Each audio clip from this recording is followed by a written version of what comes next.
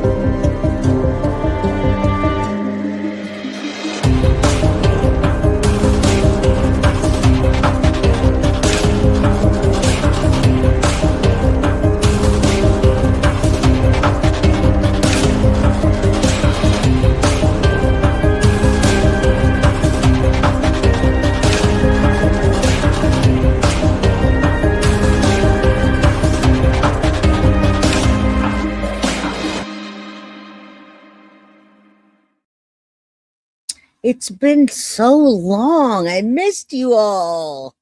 Hello, everybody. You know the drill. I'm your host, Jay, with Guilty of Crime, and we're back.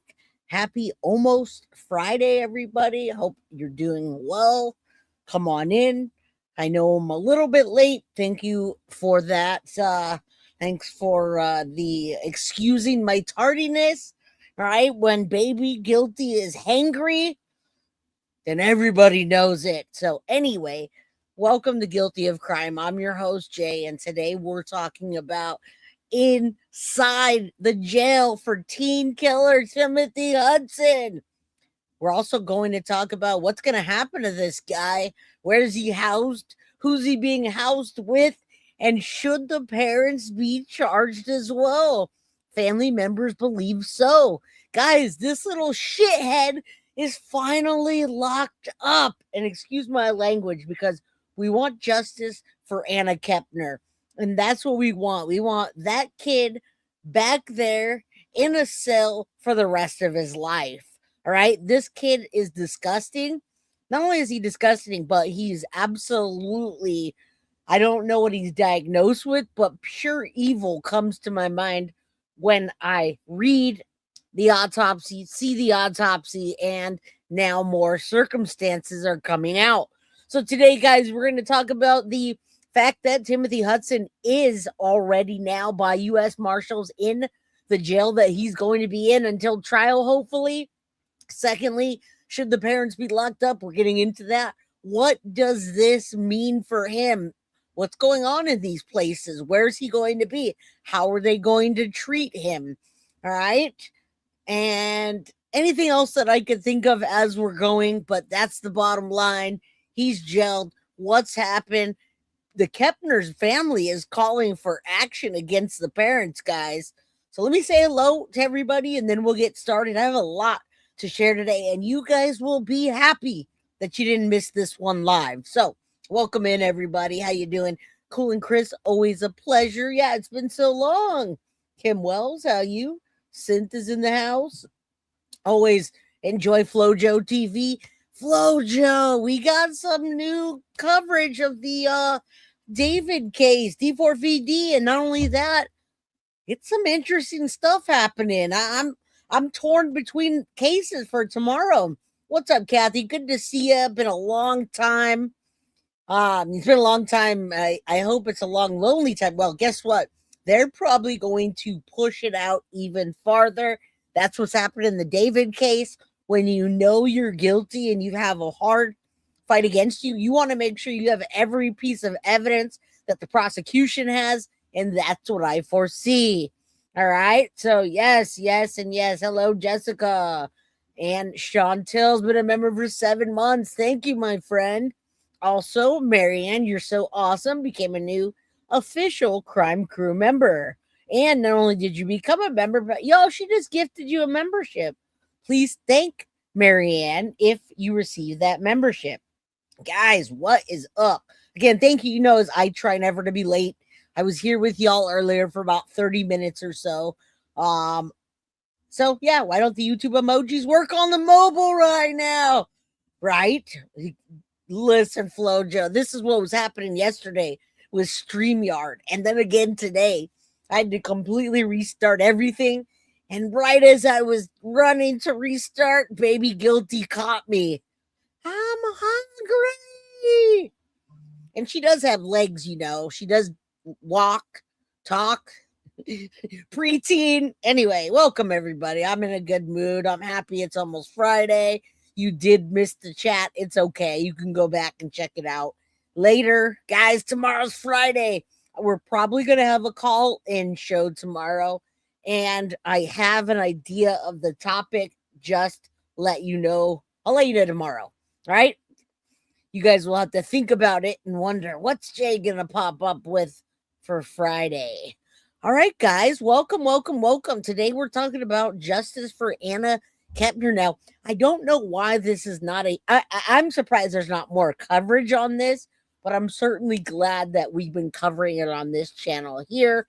So justice for this beautiful young lady, Anna KEPNER, that doesn't get to go to the military like she wanted to experience marriage, to do anything that she wanted to, because this monster took it away from her. And when he took it away from her, he took it away from her just like that. That's how they say he did it. They say he got her in a mechanical asphyxiation with like a headlock type of deal. So it's very eerie to see the two being together. He's in so many of the pictures with her. It's like he's always creeping around. It's wild. TG almost IF. Unless you're in Australia, then you're in the future. All right. Evil is a good word, and the judge finally agrees. What's up, Jinx? Sadie's mama, Nana Rocks. Tiff made it. What's up? Trotter daughter. All right, guys. Eerie. This little shithead finally is being taken. He's finally been taken in by U.S. Marshals, and you're going to find out what condition he has to go through, what's going on in the jail he's going to be in, what's happening to him. And guys, we're going to go over the autopsy today, so I really got to give you a trigger warning before we get into the part about the feds and the details. We're going to get into the autopsy. It is explosive. I didn't even realize, and I didn't put it in the title today because I'm sure we've talked about it, but I really did not know that he took off his stepsister's panties and shoved them up her and then proceeded to grape her. I didn't know that.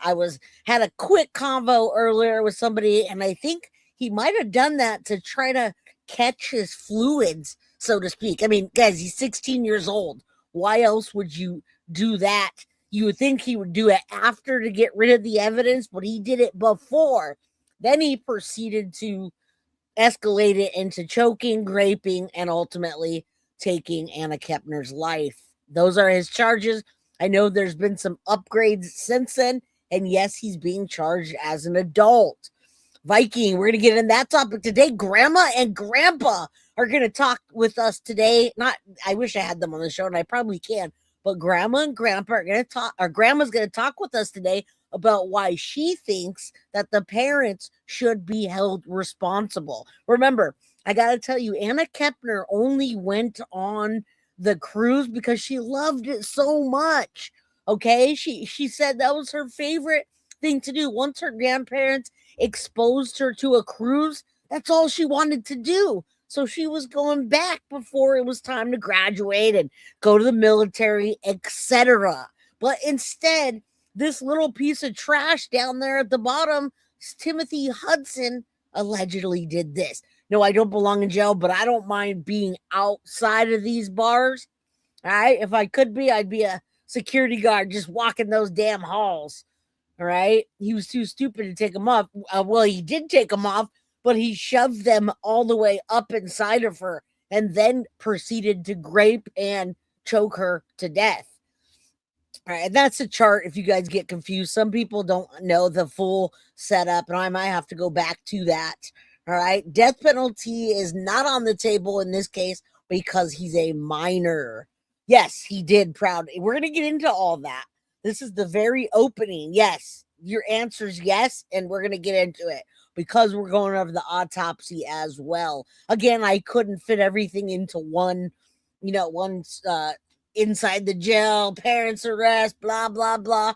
But you already know if you're coming to Guilty of Crime, you know you're going to get an hour and a half or more episode on strictly facts and then some assumptions. All right, good to see you. Pika, nope, can't get the death penalty. He's a minor, but we're going to see what he's getting, guys. He is sick and disgusting. It's sick that he wanted to do things but had to silence her, telling him up. Yeah, that's why I say trigger warning. You guys be ready for this because it is triggering. And you guys know. You guys already know I have children and this triggers me just as much as anyone else. So let's hop into this real quick. Today is June 18th, 2026. This was posted on June 16th, 2026. All right. Miami Court TV. A teenager, Timothy Hudson, accused of, let me make sure I'm sharing this with you just so you can see my screen. Sometimes people like to read along. All right. A teenager accused of essaying and then killing his stepsister on a cruise ship is now behind bars, and he will remain there in custody until his trial. Guys, Timothy Hudson is 16 years old, charged with first degree, capital M, aggravated SA in the death of 18-year-old Anna KEPNER, whose body was stuffed under or beneath a bed in the room the two shared with the KEPNER's brother on board of the ship. Now, I want to remind you guys that she was in that room with her biological half brother and her step brother. Oh, he's being charged as an adult, but just wait, we're getting into it. Don't worry, I'm not going to forget about it. We just started, baby. We're only 12 minutes in. I promise we'll get to it, all right? We're going to get everything you want to know and probably more, because I can't make my title that long. All right, so let me get to the article and continue. You guys, come on in. I didn't do my spiel. Hit that like button. Subscribe if you haven't. Get a membership if you can. If you can help towards the goal, please do. It says $5 super chats. You could do 99 cents and it would be just as good for the channel. Okay, so please don't feel like you're obligated. If you have the means to gift a membership, get a membership, super chat, or super sticker, you do so. Feel free. It goes right back to the channel as well as below my PayPal, Cash App, and Venmo. All right, so let's continue. We're going to get into all of the things that we've been talking about since day one. All right, ARW, new to this news. Well, you're about to find out, ARW. We've been covering this case for quite some time. The parents let them in the room together because the mom blames it on their travel agent. She says the travel agent advised them to split the rooms in the way that they did. Dumb travel agent, huh? Yeah, don't forget to hit the like button. Indy, good to see you. Always a pleasure. Viking treasure, big hugs to you. Big hugs. Shout out to you. Wonder who slept where in their home. Yeah, very interesting. We're going to find out a lot as this case proceeds. So, guys, if you're new here, I just saw the gentleman that said he didn't know anything about this case. Now you do. Timothy Hudson, 16 years old, first degree murder and aggravated sexual abuse of his 18-year-old stepsister. All right. Now, Hudson had been staying at his maternal uncle's house. You see here the people in court. One's a lawyer. One's his uncle that he's been rolling with. I'm assuming it's this guy back here because it kind of looks like him. He was staying at his uncle's house since the cruise ship docked after KEPNER's body was found, and he was initially charged as a juvenile. When the case was transferred to adult court, prosecutors then requested that he be jailed. Now, guys, you know this last week we were heated when we covered this case because he was not jailed and he was sent back to interact with the public and his uncle's business. But now, in an order, which I'm going to show you right after this, published on Monday, U.S. Magistrate Judge Edwin Torres, thank you, sir, we'll see him sign, seal, and deliver this. He ordered Hudson to be taken into custody. Guys, he cited that the dangerousness to the community A now decreed adult defendant charged on probable cause with deliberately taking a human life and SAing her. All right. His victim, in the course of doing so, presents a danger to himself and to others that no curfew, monitor, or custodial placement can be trusted to contain. Guys, I should have quoted the crap out of that. My goodness. That is the quote of the century for me. Yesterday, I had one of the decade. Judge should have said this in the first place, but let me tell you why he didn't. He didn't do this in the first place because he didn't know what to do with a minor with this type of crime. It doesn't happen often. But Judge Edwin Torres finally spoke out. I'll show you the documentation he signed. He says, and I'm going to read one more time, quote, a now decreed adult defendant charged on probable cause with deliberately taking a human life and actually assaulting his victim in the course of doing so. They're saying that while he was graping her, he also killed her in the course of doing that with his arm hold. He presents a danger to himself and to others that no curfew, monitor, or custodial placement can be trusted to contain. I agree. Now, guys, you guys know the allegations of this crime are so severe that Torres found that even if Hudson were only accused of one of these, it will be enough to keep him behind bars, not out at all. Now, while Hudson remains innocent until proven guilty, the judge said that the charged conduct must still be considered in assessing a potential risk to the community, as we all know. Focusing just on the SA charge, the government's case for a forcible, you heard it, RAPE, is beyond clear and convincing. Guys, they're saying there's a ton of evidence in the abuse charge that he did to Anna KEPNER. Guys, it suggests a level of psychopathy and a lack of remorse that by itself raises a serious concern that the defendant can snap at any time, despite the well-meaning and serious efforts of his caretakers to make sure that it doesn't happen again. And I told you guys that from the beginning. I said this little evil mother trucker probably would snap anytime and do it again. He was fixated on his stepsister, but who's he going to fixate on next? Twin mommy, Melissa, you're here. Thank you. Shout out to you. Much love, Carrie, Maggie, Edith, Deb. Love you guys. Janet, how you doing, my friend? My girl Tiff, I hope you're having a good day today. Cool and Chris. All right, so listen, guys, the judge got it right. Prosecutors say that Timothy Hudson SA'd her and then he killed her via manual asphyxiation. We're going to do that next. We're just going to get it out of the way and go over her autopsy. DNA from the RAPE kit performed on the victim matched the defendant, investigators say. Now, the order acknowledges the current custodians of the defendant have fully complied with the conditions of the court and their original release order and have managed and housed the defendant as well as anyone can expect. But said that the facts of the case as presented require Hudson to be in custody. Guys, remember, he's never been in custody. We've never seen this little evil mother trucker handcuffed.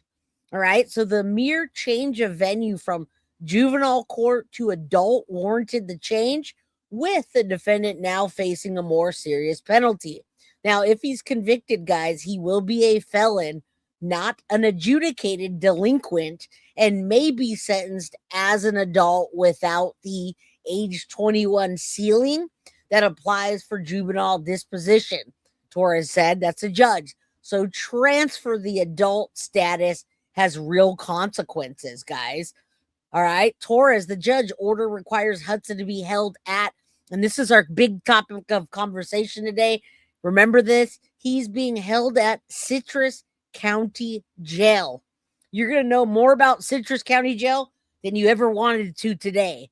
In a facility that was approved to house juvenile inmates, but it also requires Hudson to receive a mental health examination, as well as to access visitation with his family.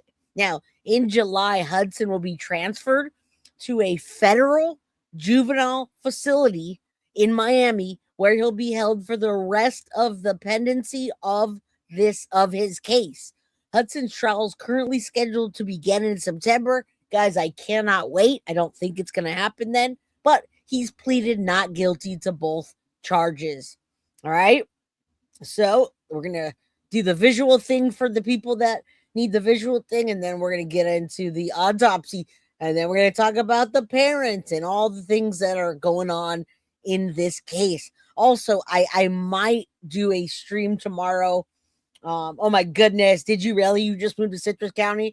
Lord have mercy, Kelly. Get yourself a guilty of crime membership while you're at it. You would look good in green. Welcome. Welcome. All right, check this out. The burden of proof. Accused of Carnival Cruise killer, ordered to be held ahead of his trial. Let's take a look. He's now in the custody of U.S. Marshals and will stay behind bars ahead of his upcoming trial. According to the court filings, the 16-year-old's family was ordered to deliver him after the judge ordered an examination into potential detainment options. Legal analyst Brian Buckmeyer joins us now for more. So what does it say to you, Brian, that the judge ordered the stepbrother to be held in custody? Yeah, Kira, I think the order is extremely clear itself. I'll just read a direct quote that it seemed like the judge was worried about the defendant's danger not only to himself but others, and said, quote, indeed, it suggests a level of psychopathy and lack of remorse that by itself raises. Is it psychopathy or psychopathy? I'm just curious. I'm not trying to like clown. I just want to say it right. Is it psychopathy? I know you guys will know. Let's continue. This is absolutely crazy. You're also going to hear from Grandma. Grandma's right there next to Anna KEPNER, in between Anna and little demon Timothy. All right, let's continue. It's a serious concern the defendant can snap at any time, despite the well-meaning and serious efforts of his caretakers to make sure that it does not happen. The government's case for forcible rape is beyond clear and convincing evidence. So what that suggests to me is the judge said, hey, this is a person that was being charged as a minor, now an adult. The seriousness of the crime and the bail laws in this state means he must be detained. Must be detained. Yes, and that shouldn't even have been a question. But guys, laws are changing. Times are changing. When we have this level of technology available to us, we've got to start changing laws and rules, and you're going to start seeing more and more young children, teenagers committing crimes, not just like this, but guys, over the last year, I can go into my my Copilot right now and type in how many children have taken the life of their parents in the last 12 months, and guys, it's going to come up a lot. More children than ever are killing their parents, and more parents than ever are killing their children. And I want to welcome you guys. All give Bridget Martini a warm welcome. She says, I'm new. Thanks for having me. You're awesome. And Florida does not mess around. And rightfully so. Welcome. You are part of the Crime Crew family now. So thank you. Kelly's part of the family officially. What's up, Kelly? Thank you. The guy just wanted to emphasize the psycho part. Okay, just making sure, because we've got the psycho part down. That rightfully so. I know. Look at that. That irks me to see that, because that is what he did to her, either while he was on top of her or however he had her positioned, and he just continued and continued. That's why it's also premeditated, because of the going in, going out, time it took to strangle her. And then when you see what he did to her, in this autopsy, after I show you the paperwork, y'all are going to be like, wait, what? Why was he even out for a day? All right, let's get back to it. Got it. So the suspect, who's being called TH, has been indicted as an adult, even though he's 16. Will his age make a difference since he's being tried as an adult? Yeah, so his age may make a difference when it comes down to sentencing. Let's imagine that TH is convicted of these crimes and he's punished either by the death penalty or life without the possibility of parole, there will be what's called a Miller hearing. And that hearing is to see whether or not this minor, or person who was a minor at the time of the commission of crime, because I don't know when this hypothetical trial will happen, should be held without the possibility of parole after a conviction. There might also be some, of course, mitigating circumstances. We see typically in cases like this, when there's murder, that the defense will put on witnesses and say, hey, he's under the age of 24, his brain isn't fully developed, he doesn't understand certain parameters that.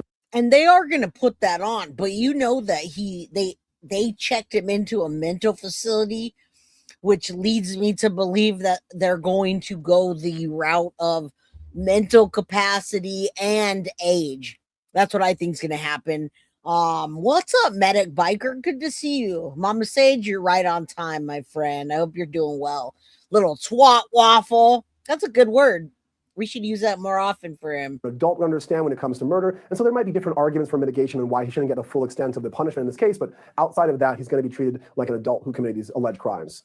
So trial is set for September 8th. What happens next?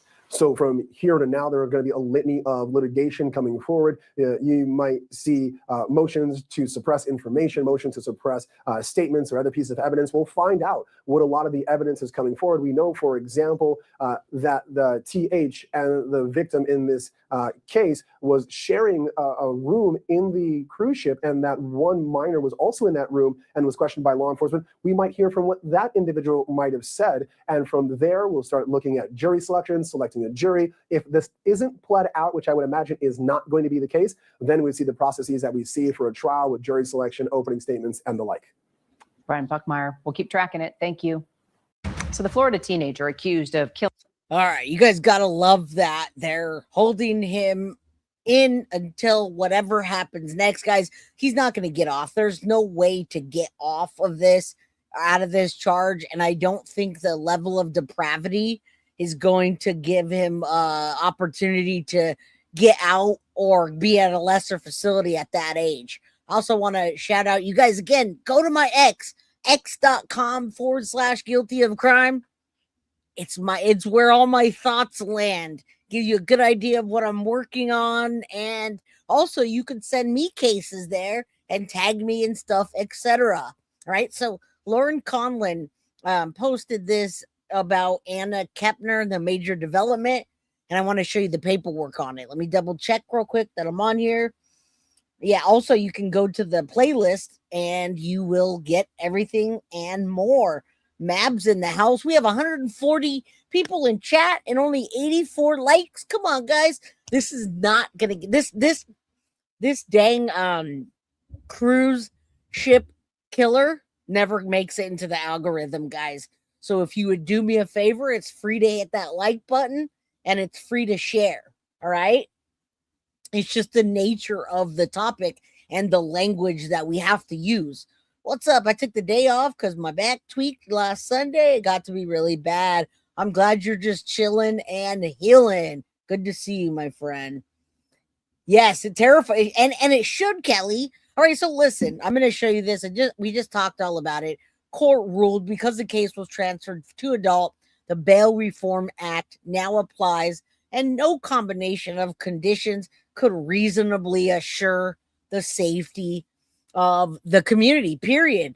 Hudson, who had been living with the relatives under strict supervision, was now ordered to surrender to U.S. Marshals. That was on June 15th. He will initially be ordered housed of Citrus County Jail before being transferred to a juvenile unit at Miami-Dade. We're getting into the Citrus County first because we don't know when he's going to Miami-Dade, but we'll get there next, all right? So let's focus on Citrus County. Citrus County is a private jail, guys.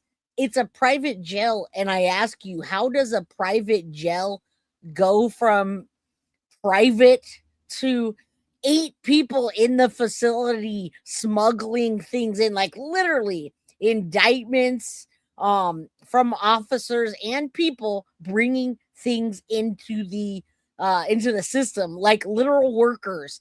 All right, from a private jail to a phone and drug scandal at that facility. All right, so we're going to talk about that, and it's going to be a wild ride for this monster. He doesn't know what's up and what's down. That's what I got to say about that. And hopefully, #no lube. He put it in jail at CrimeCon. Oh, all right, let's continue. I want to show you the paperwork.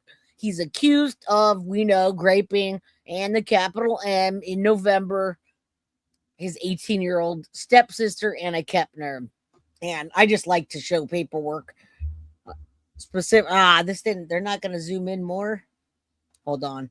I actually have the document. Let me see if that might help. Hold on.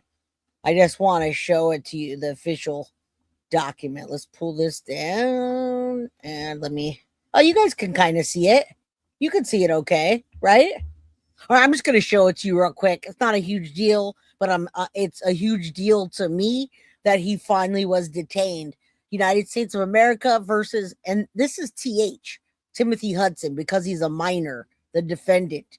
And remember, everything was sealed at one point because of the defendant being a minor, and we only came to find things out because the parents were going through a custody battle. All right, so sealed supplemental order as a supplement to the court's sealed order that granted the government's motion for detention of defendant. The court amends the instructions of paragraph 3.1 of the original order and directs that defendant's current custodian now deliver him, the defendant, to the custody of the U.S. Marshal through Supervisory Deputy U.S. Marshal Scott Capizzola, Sam Gibbons, United States Courthouse, 4th floor, 801 North Florida Avenue in Tampa, Florida at 8 a.m. on June 15th.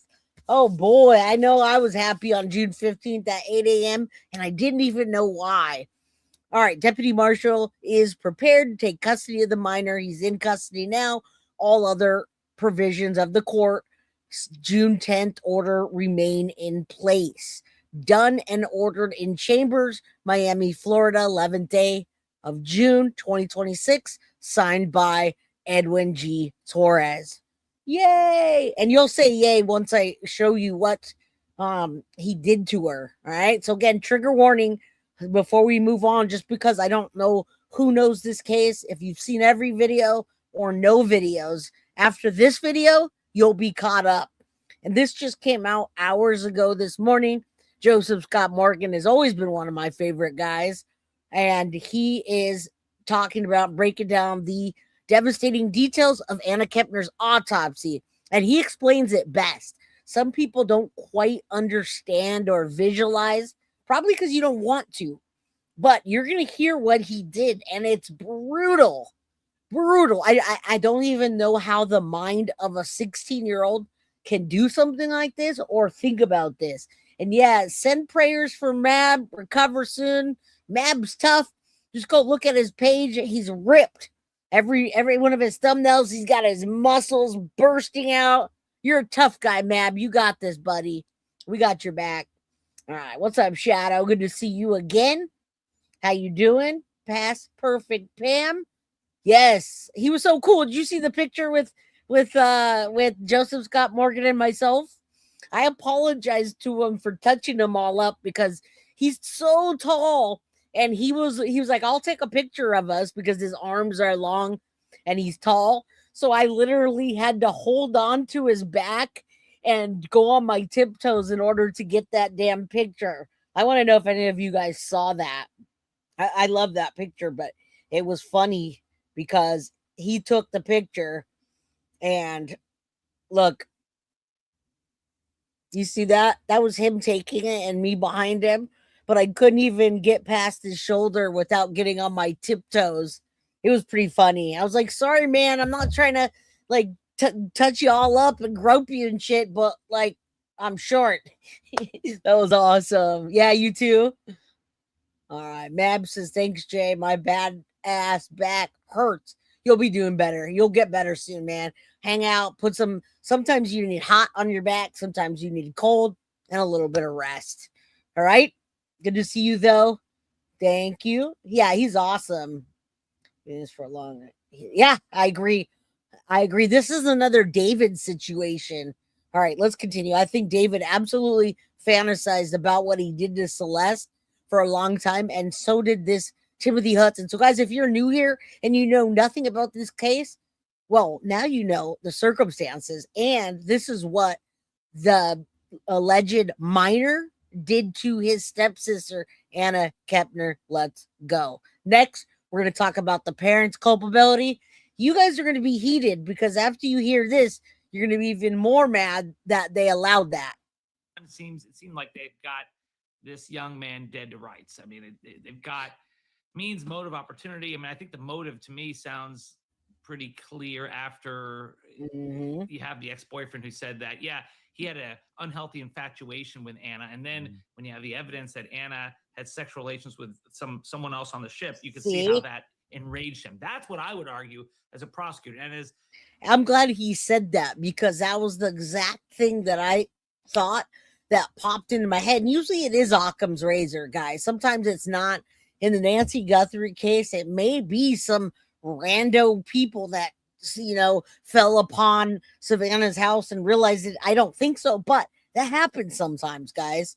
All right. But I think that triggered him to do what he did. I think he saw her with some other guy. He knew that they had sexual relations or anything. Maybe he saw him kissing her. Maybe he saw all of it because he's a little creeper. And that just set him off. As my co-host Ashley said, you don't need motive to prove a murder case. You want to provide motive because the jurors always want to know the why. And one last thing I'm going to turn over to you is that you had the sexual assault of Anna KEPNER. And if there was any sympathy for this young man because he was off his meds, that would go out the window once there's evidence of sexual assault. Do you agree? Yeah. The level of violence here, and I think also this kind of, and I described it in another interview as kind of an infantile attempt to cover the body. For me, that had written all over it someone that was immature, inexperienced, someone that would. Guys, I hate to tell you this, but I don't have any control over the recording. I have a booster, so what I can do here is I can put subtitles up here, but I've got it maxed out. It's the way they recorded the show. I've got a booster on. It's all the way up as far as it can go. All right, so let's try to catch up. If you have headphones, put them in. If not, the words are on the screen. There's nothing I can do. There's nothing I can do about the volume though. I can't. We're just gonna have to read it, I guess. I don't understand.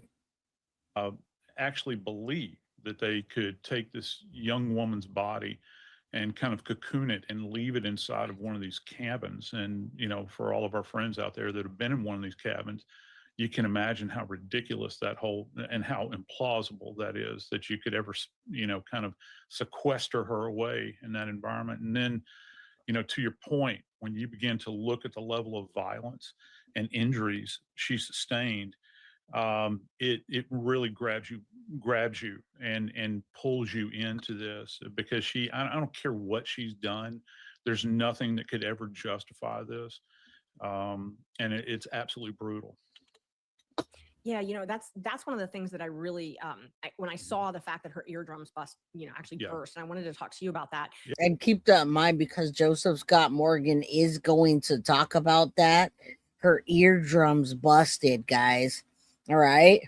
Her eardrums busted when he choked her. That's how hard it was. So that's why I wanted you guys to hear this with Joseph Scott Morgan.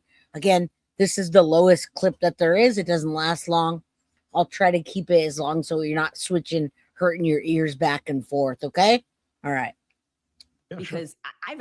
I've had an eardrum burst, and it is one of the greatest pain I've ever had in my entire life. And and the force, it was a wave, like surfing wave, that actually did that. And I mean, the force was like a deadly force almost. So I can't imagine. And just to catch our viewers up, essentially they've, the autopsy has come back, and the cause of death with Anna KEPNER was strangulation. And it was so severe that her eardrums actually burst. So can you just tell us about that? I mean, how does that even happen? Yeah, I'd like to do that. And kudos to Miami-Dade medical examiner here, because let's understand, and a lot of our friends know this, that they do quite a few examinations throughout the year that involve the inner ear because of things involving drowning, right? And dive injuries and all those sorts of things. It's generally not standard to do a dissection of the inner ear. And so I was talking with a friend of mine the other day. I was thinking, I wonder why they did that. Why is it? What would compel them to go in and actually open the inner ear? That's not something we normally do at autopsy. And I have to point back to the fact that it's probably part of their practice there at Miami-Dade, which is a fine ME's office. Now, to that point, I want everyone to understand that the vascular supply for the brain, if you think about your carotids and your jugular veins, they're right here. Okay, they're adjacent to the larynx, running upward.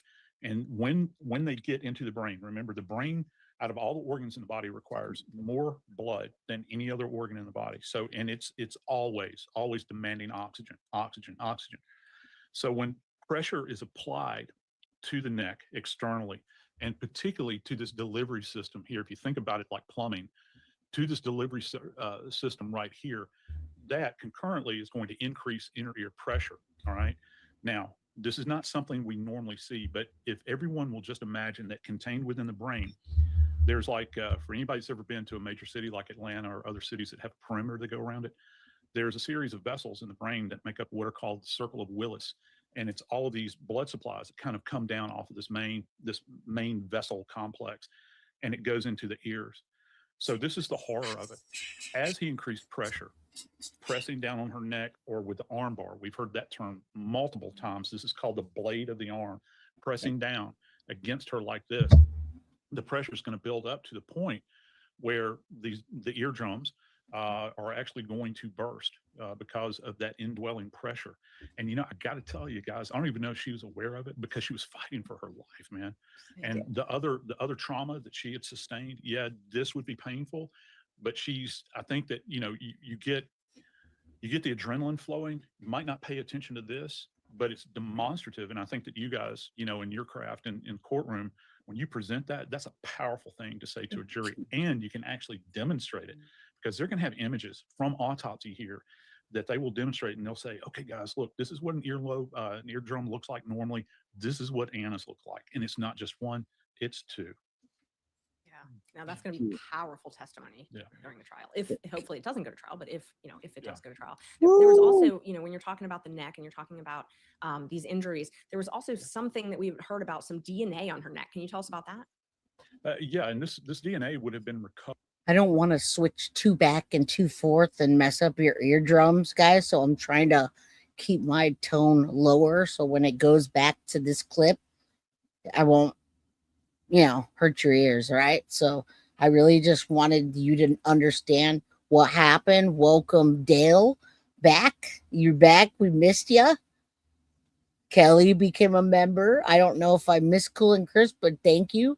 Foxy, thank you for the 420 membership in honor of your brother. All right, I'll keep it low, and then once we change clips. But I mean, do you see what the judge had to look at in the documents that he had to go over in order to make the decision to keep this monster / psychopath locked up until it's go time?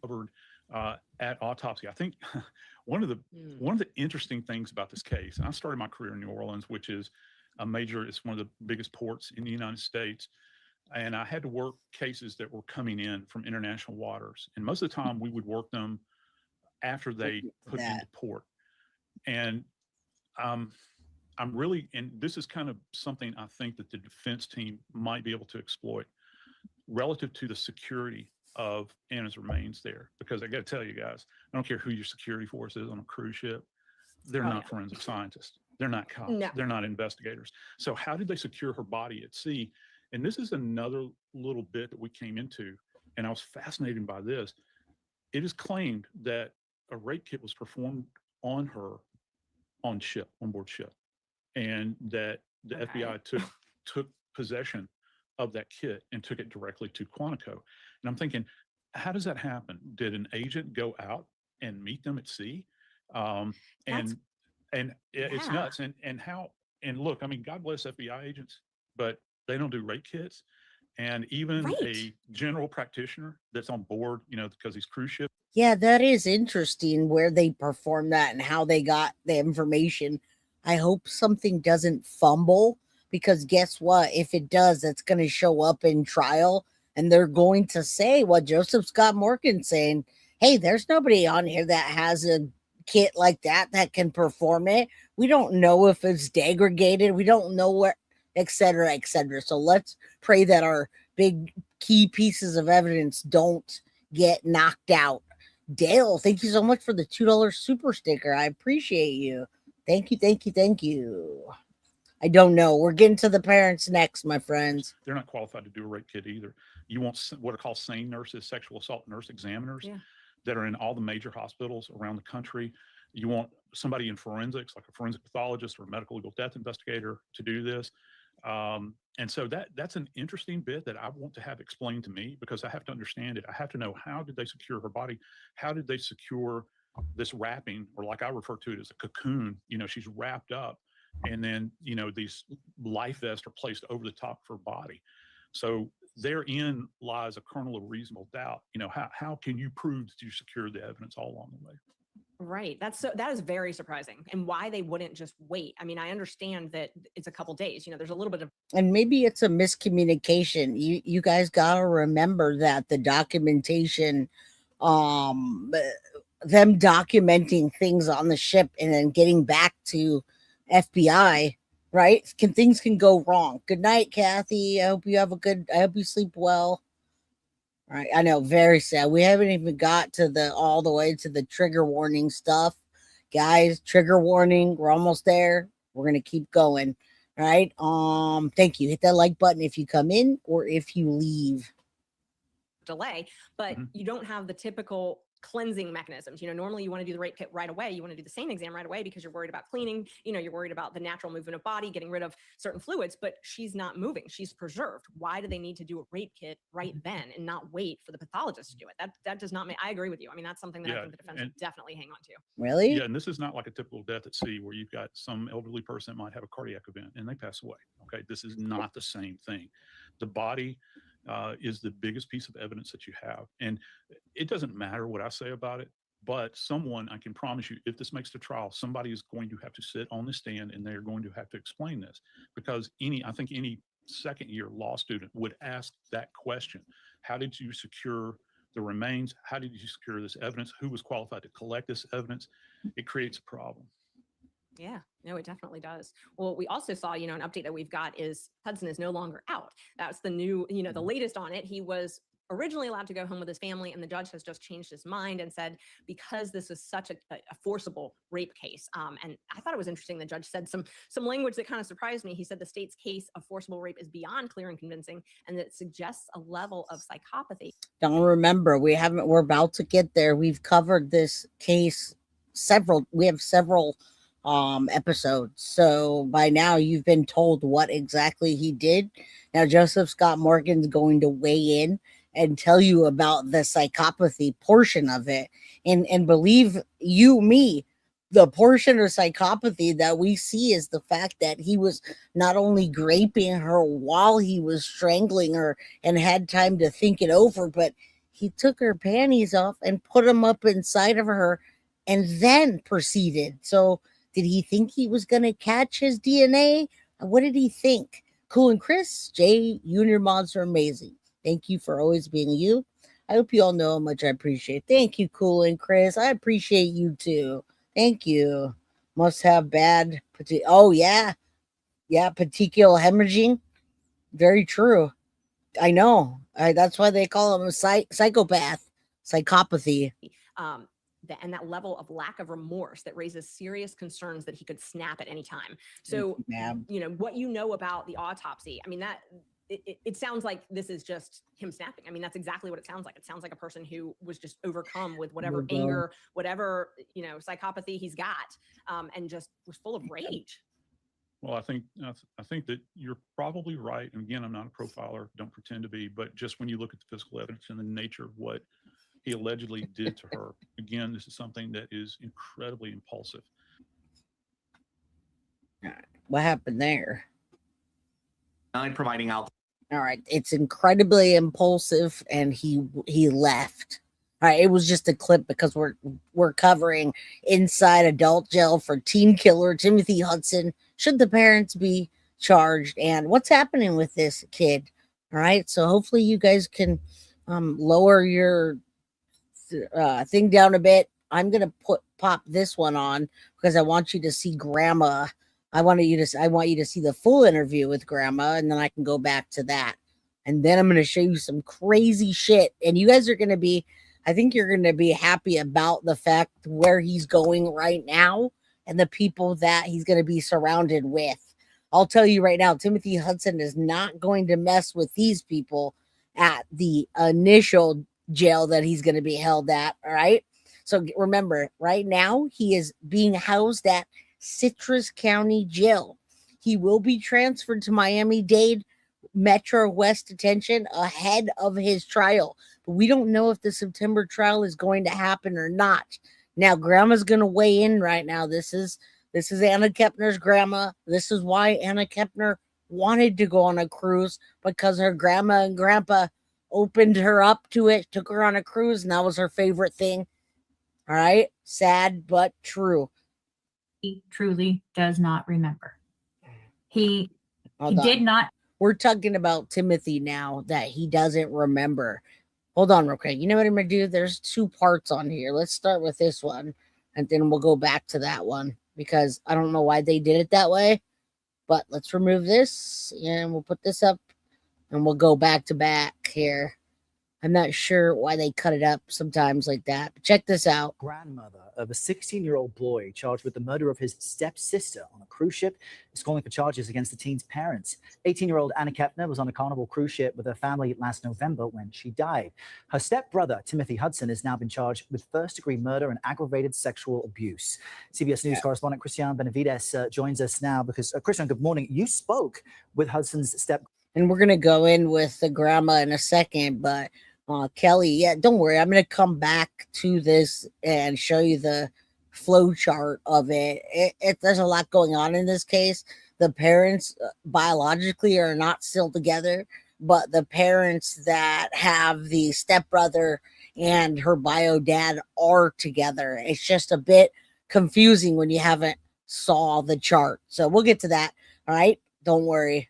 I'll try to get everything in today's episode. Thank you for being here. Much love, Doris. So good to see you. You're right on time, my friend. Right on time. Grandmother, I mean, everything about this case just gives me the chills. What does she say to you that she wants to see that? Errol and Kelly, good morning. Well, this is the first time that we're hearing from the suspect's family. His step-grandmother, who said she helped raise Timothy Hudson, is calling for parental accountability in this case, saying the step-siblings should not have been sharing a cabin together, and made allegations that they were allowed to drink while on board the cruise ship, allegations that Anna Kepner's father and stepmother have denied in court.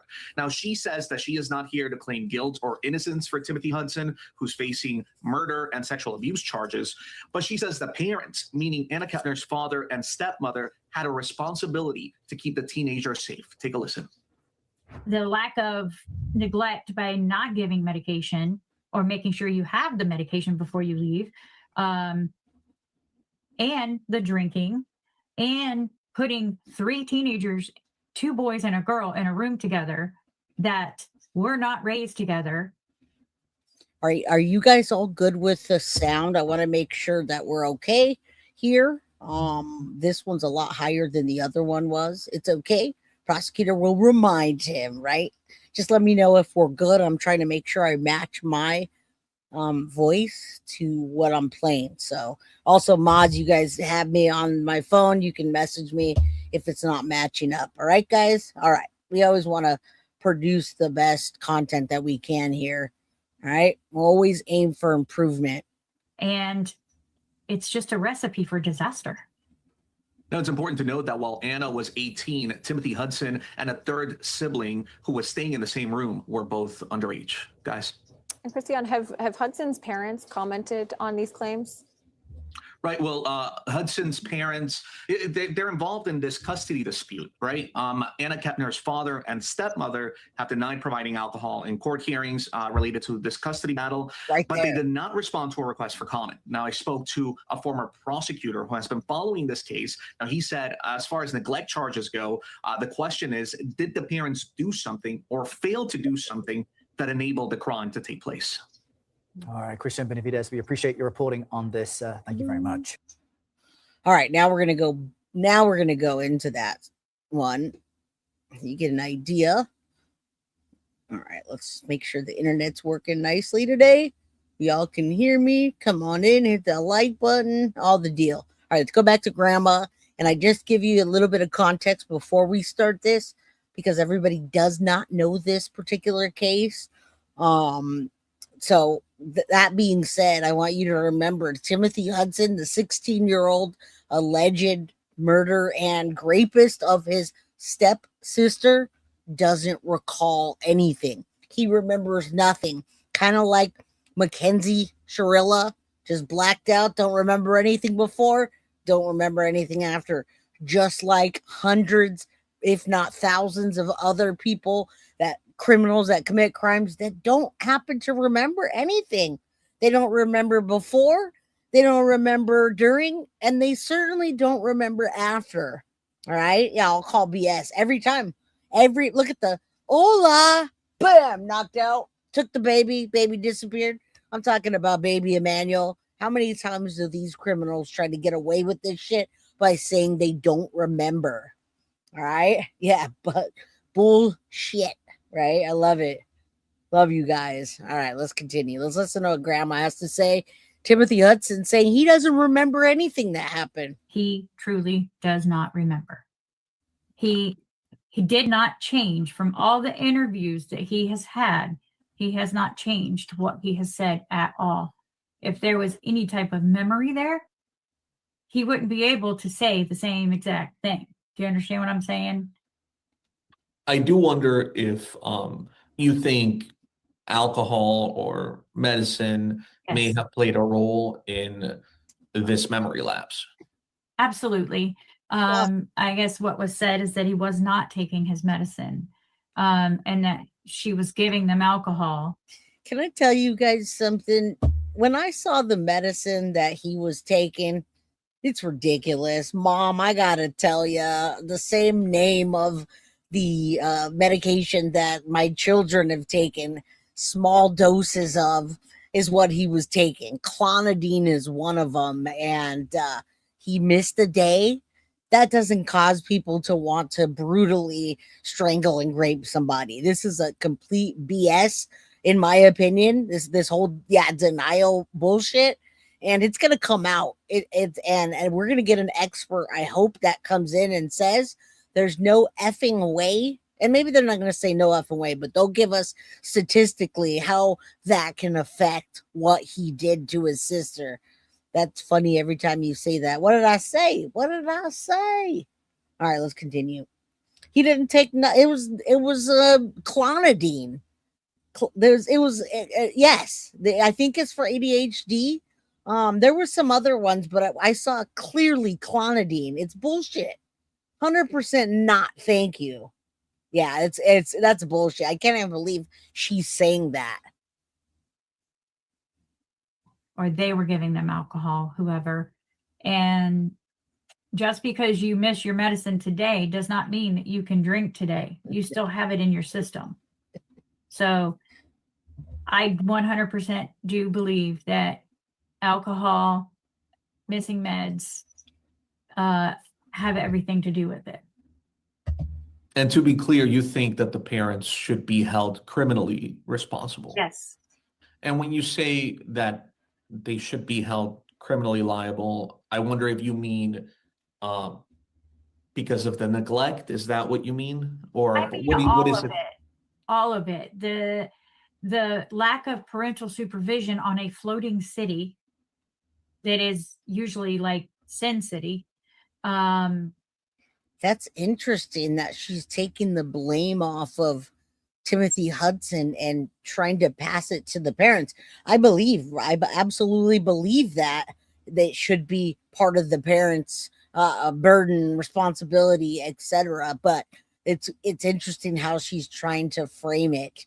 Meds are an upper, alcohol is a downer. Some are, but we had a whole conversation about those particular meds, and this was back in episode 1 or 2, so I can't even tell you right now. You'd have to go back and watch it, and what we talked about and the pills and the things that he took would never make anybody do that. All right, did they of course they did, but remember, they have they didn't prove, no, but they have statements from the children, and they have cameras everywhere. So I believe that in the statements and cameras, they were seen drinking. I don't think that was something that's like hidden. The lack of neglect by not giving medication, of course, or making sure you have the medication before you leave, and the drinking. See, that's what I'm saying. Putting 3 teenagers, 2 boys and a girl, in a room together that were not raised together. Now, lady, that's the part that you got correct. That whole part about that is correct. That should have never happened. They shouldn't even had those children in the house together in the first place once Anna felt threatened. If you guys haven't heard about this case at all, guys, everybody knew that this guy was being a stalker with her. He would follow her and watch her and take pictures of her. He got on top of her in front of on a FaceTime call she was having with the next boyfriend. Guys, this guy was waiting for his opportunity, and I believe he snapped, not in that way where he's going to get I think that he saw red when he realized that Anna had some kind of affection with somebody else on the boat. She was with a man. I don't know if he knew about the sex or what, but that's when everything just turned red for him, in my opinion. And Jen Johnson, no matter what way you look at it, you're right. 100% bullshit. All that is bullshit. That is not Anna's mom. No, Anna's mom is the lady with the pink hair. You'll know Anna's mom. You'll know Anna's mom when you see her, but that's Anna's mom right there. Let me just throw this chart out there for you guys real quick. All right. That's Anna KEPNER at the very top. Anna KEPNER's biological mother is Heather Wright, the one on the right with the pink or orange looking hair. That's her bio mom. And to the left is her bio dad, Christopher KEPNER and Heather Wright. Bio mom, bio dad. Okay. Her biological mom has nothing to do with any of this. She hadn't been much in contact. There was custody issues going on. All right. And they had been divorced for a very long time. Her dad, Christopher KEPNER, started in a relationship with Tabitha KEPNER way early on when she was being like a babysitter / housekeeper. All right. He divorced mom, Heather Wright, and got married to this young blonde lady on the bottom. They were married for 12 years, from 2011 to 2023. He divorced her in 2023 and then married Chantel KEPNER. Now, Chantel KEPNER is the biological mom of that little fucktard down there, that you see on the right, Timothy Hudson. She's the one that gave birth to Timothy Hudson. She is Anna KEPNER's stepmom and Christopher KEPNER's current wife. They had just been married not too long before. They said maybe 9 to 11 months. They were still in the honeymoon phase on their cruise. So many people are saying because of that, she wasn't paying much attention, etc. We don't know.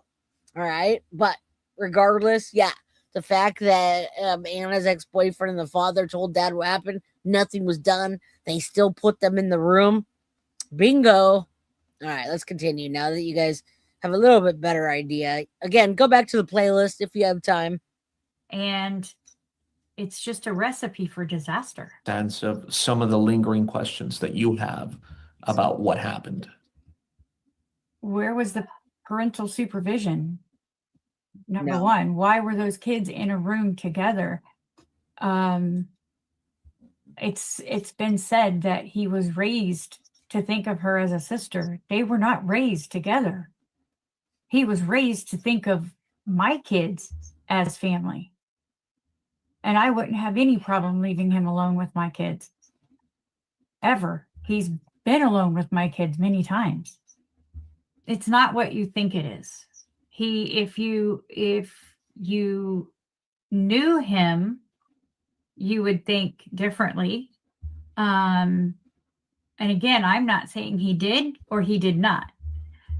I'm saying it's not his character. We reached out to an attorney for Anna Kepner's father and stepmother, but we did not get a response. During court hearings, they have denied providing alcohol to the teens. Well, hold on real quick. Killing is If that is Barbara Kepner, which they didn't tell us much of, then that means that is the father's grandma. But I didn't look that into it. I said grandma, right? So, I mean, either one. It's the grandma, guys. It's the grandma. All right. And I love this demented little shit with that picture. All right, let's continue. I want to show you something. Let me show you where he's going to be housed. For a second, it was really weird to find this out.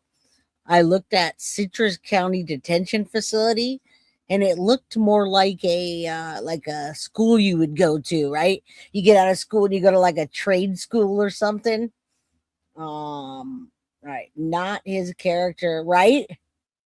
Yeah.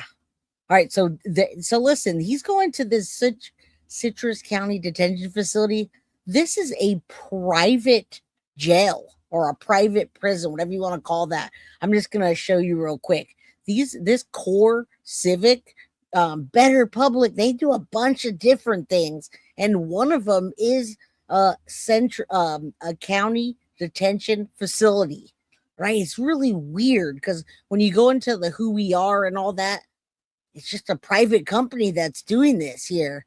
All right. And this guy's the warden of this. Warden brings more than 3 decades of experience in the correctional field, extensive training with FEMA, and then safety. Let me see if it goes to a whole other page. Is it? Yeah, it's showing you guys. Hold on. So, I mean, they're making this look like a home away from home. This is the actual correctional facility. For more than 4 decades, they partnered with local, state police, and federal government. They say to provide the high quality correctional services and recidivism reducing programs to help individuals rejoin their families and community. Now, why do I even say this? I'm saying this because this is a way, this is how they work with juveniles. Anything that comes to juveniles in Florida is them trying to rehabilitate. All right. They're trying to rehabilitate with when you're in Florida and you commit a crime of this magnitude, you're looking at the death penalty. When you're a minor and you commit a crime, they want to rehabilitate you. I don't think you can rehabilitate that dude. All right. What's up, Krista? Good to see you. Stepmom's mother, of course. Yeah, that's well, I didn't want to get into all that, but I'm assuming Doris, it's by me, but I believe it's not a nice place. Yeah, and that's what I'm going to show you. I'm also going to show you what goes on in a facility like that. That's not the facility he's going to stay at, though. He's going to Miami-Dade Metro Detention Center, and we'll get into that on another day because that's the largest jail facility in Miami-Dade County or Florida. It's located in Doral, Florida. He's not there yet, guys. There's 3,098 people in that Miami-Dade Metro. All right. That's going to be tough for him, but that's not where he is yet. He's going to be at this core civic private owned jail or detention center. All right. They try to be a correctional facility so that people can re-enter into society. Right, while providing the kind of life-changing re-entry, which is BS to me, because recidivism is a real thing. Recidivism and people being actually getting out of the system, it's not a good rate. See, here it says we understand that the needs of the government are unique. Therefore, our solutions have been flexible and innovative. Whether a government partner is facing overcrowding, outdated facilities, or skyrocketing recidivism rates, they know that. I'm telling you right now, in my opinion, these jails, these prisons are a revolving door. They are not made for rehabilitation, guys. They are made to keep the work coming. They're made to keep as many people working there, as many correction guards, therapists, whatever. This is a private owned facility, whether you want to call it jail or whatever they give it, correctional facility, guys, it's set up for failure, in my opinion. They say safety is the foundation of quality. What is this, Club Med? Safety is a foundation of quality facility management and rehabilitation. We're committed to providing an environment where important education and reentry programming can thrive. While we adhere to strict internal standards and auditing in our jails and correctional centers, we also abide by the government partners' stringent guidelines of the ACA. Guys, reducing recidivism. You guys know what recidivism is, right? It's people going back out into society and not being able to make it. All right. They want to tackle that by providing them ways to re-enter into society rather than to keep coming back. Now, mind you, they employ only the best here. Okay. Civic Corps has 13,000 employees, only the best for this Club Med spa thing, right? I'm going to put that up there for a second because that matches right with what I'm about to show you. All right, let's take a look at this real quick. Let me see if I pulled it up or not. All right. 8 indicted contraband smuggling operation at Citrus County Detention Facility. This was only 2 months ago, my friends. How does this happen in the best facility around? I wish I could show you the thumbnail. It's right down there. There's another one. There's the indicted one and then the charge. Let's look at the indicted real quick. This is at the best facility ever, guys. Local jail are now facing charges as part of a major contraband smuggling operation. You're watching 10 Tampa Bay News at 6. I'm Courtney Robinson. And I'm Dave Wagner. 8 people, including those employees, inmates, and outside associates, are accused of bringing drugs and phones into the detention facility. 10 Tampa Bay News reporter Eric Glasser explains what investigators found and why they believe more arrests could be coming.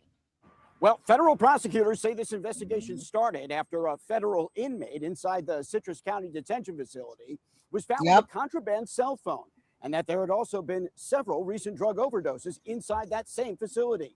Knowing inmates could not get phones, narcotics, and other banned items without help from the outside, investigators launched an 18-month undercover operation. One of the inmates had a cell phone. That immediately rang a bell and said, something's wrong here. Again, guys, this is the facility that they're going to, or that Timothy is already housed in, taken by the U.S. Marshals. All right. And this is only 2 months ago. They treat you like dogs in jail. I love my dog. I would never treat my dog.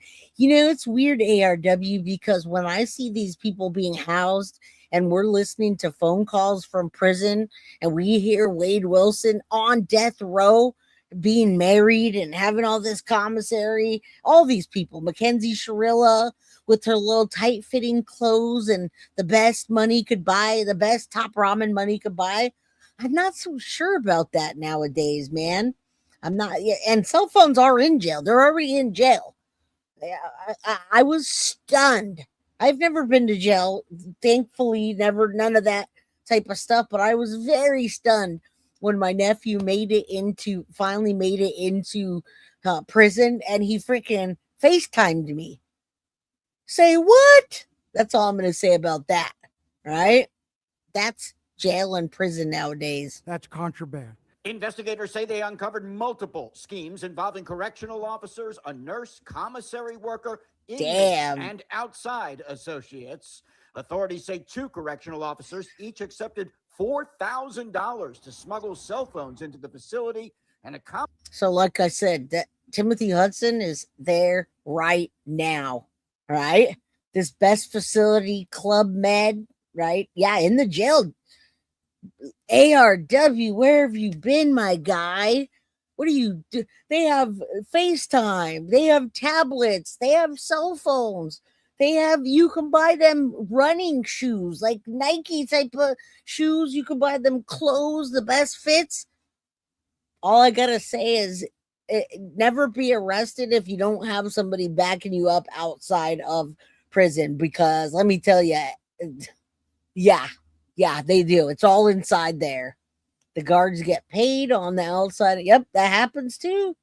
They do podcasts. Yes, thank you. Thank you. Commissary worker accepted thousands more. They use their positions to exploit that position, and with that position of responsibility, to ingratiate themselves and make money while they were continuing to work in the facility. The most serious allegations involve drugs being smuggled into the jail. Non-fatal overdoses that occurred in the jail, and multiple reports of drug trafficking into the facility. Officials say they reviewed thousands of hours of video and phone calls. And were shocked by. And guys, this is at that facility. This is where he's going. Citrus County. You know, the one I just showed you that looks like a Club Med? Yeah, that's the one. Wait until he gets into the big boy, Miami-Dade. Oh boy. And we're shocked by what we found. But what we realize is that we're only scratching the surface here of a deep problem inside of our jail. Citrus County's detention facility is operated by a privately contracted company called Core Civic. Sheriff David Vincent says he expects that Citrus County commissioners will be having a stern conversation about these arrests with that company, and says his agency is ready to discuss staffing the facility if county leaders decide to move in that direction. At the U.S. Attorney's Office in Tampa, Eric Glasser, 10 Tampa Bay News. And as recently as just last month, investigators also found another 16 grams of cocaine in an inmate's cell, indicating there is still an issue. Officials say depending on the level of their involvement, those indicted face between 5 and 20 years. And there's a lot of them indicted. I'm going to drop you into another one real quick, and then we're going to move on. My goodness.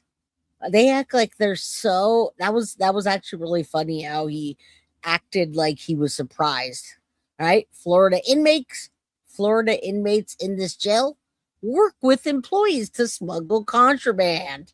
Right, I wanted to show you this with the people. Including a trio of corrections officers are under arrest in Citrus County, charged in a jail smuggling ring that involves bribes. Federal prosecutors say the suspects brought drugs and cell phones to inmates with the help of people on the inside. Fox 13's Evan Axelbank is here to explain more. Evan. Linda Haley, the corrections officers stood to pocket at least $4,000 each time someone wanted contraband on the inside. So the sheriff says it's easy to see how appealing it might have seemed for them. But now their lust for money has landed them a potential sentence of 15 years at least. Take a look. Federal agents call this a complex scheme. So I wanted you to see the people that are in the prison and the prison, right? Because in their Club Med little brochure that we saw, they don't show these kind of people at Club Med. They don't show the nasty jail cells, the nasty beds. They don't show any of that. They don't tell you that you've got this guy that's going to bend you over, #no lube, after he just did a bunch of coke that he got from a guard. All right. That's what I want you to see. That is where that little Timothy Hudson is going. Yeah. Miami-Dade prison actually are compromised of the 3 facilities. Well, Miami-Dade for him is the West Detention Center. So he's going to Miami-Dade West Detention Center, which is the largest jail facility in the Miami-Dade County Correction System, located in Doral, Florida. All right. So that one, when he gets moved, you guys are going to hear some stories from there. There's going to be inmates that are probably that we know that are, famous inmates. The operations, everything is going to be a lot different than he's getting in this place. This place is a lot of passerbyers, and they don't give a shit about getting more charges. That was spearheaded by a man named Ernest Grimaldi. He was under federal lockup for trafficking in oxycodone. They say Grimaldi organized $8,800 in payments to a jail nurse named Nicole Necht to traffic in controlled substances. You hear what happened here? These people are the people that work at the facility. So this guy is sitting there working with the nurse. And then in the next one, this is another inmate working with what a great facility. To traffic in controlled substances. They also found corrections officers Justin Harvey and Takari Nixon to bring cell phones into the jail in exchange for $4,000 apiece. And investigators say an inmate named Joshua Gallimore worked with a commissary employee named Courtney Smith to smuggle contraband in exchange for $5,700. The Citrus County Jail is privately run by a company called Core Civic, so none of the employees. So that's what I wanted to show you. And they do that on purpose, guys. The Core Civic shows you a Club Med.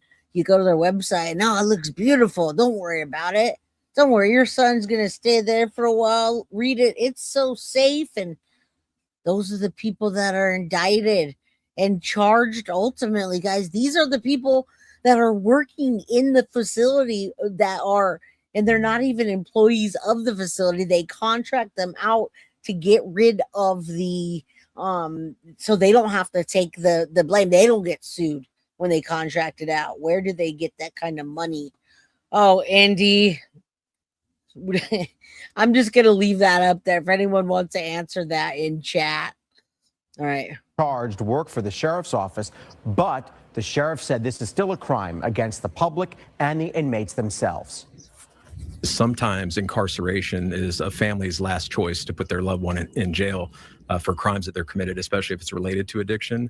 And to know that people inside the jail are helping to continue that problem with addiction, that the jail wasn't the answer. I've heard from members of our community that have called me and said that their loved ones came out more addicted to narcotics than when they went into the jail. There will be an analysis from A to Z. Obviously, as the sheriff said, this contraband comes in through people, individuals. So everybody and anything and everybody is going to be examined, not only in this facility, but other facilities as well. As far as the contract goes between Citrus County and the company called Core Civic that runs the jail, the sheriff says, that's what I wanted to show you. What it doesn't show you in the brochure and what it doesn't say is that you can come in sober, but you're going to leave high AF because we got all the drugs. Yeah, I know. I agree, Neil. You're right. It's not only addiction at all. It's boredom. It's them. Boredom stems from them knowing a lot of them aren't going to be out they have a whole life sentence plus some, right? Some of them don't even care when they're sentenced to 20 years. They're like, 20 years. In 20 years, I'll worry about it. But for now, it's not even like that. And then, Neil, that's a good, another thing to say on top of that.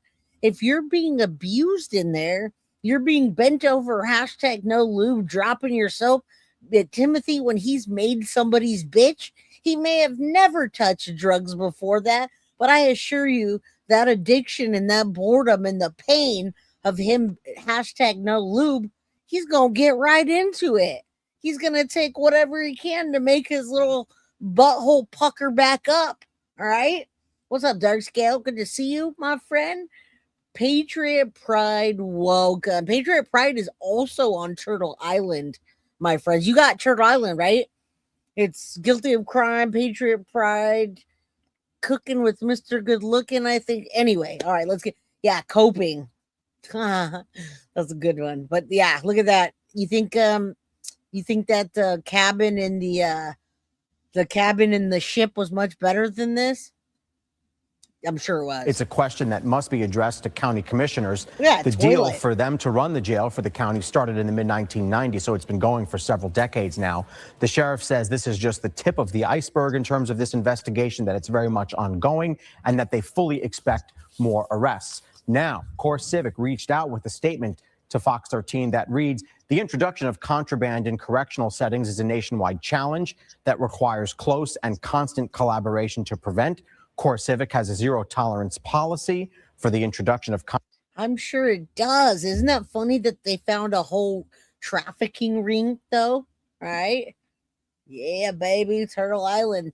These guys are it's all bullshit. You guys know the deal. I wish the justice system was the way that we picture it, but it's not. Contraband into our facilities. Unfortunately, they say, as is the case in many professions, we sometimes have staff members who do not uphold their commitment to these standards. We expect all employees to conduct business with professionalism, respect, integrity, duty, and excellence.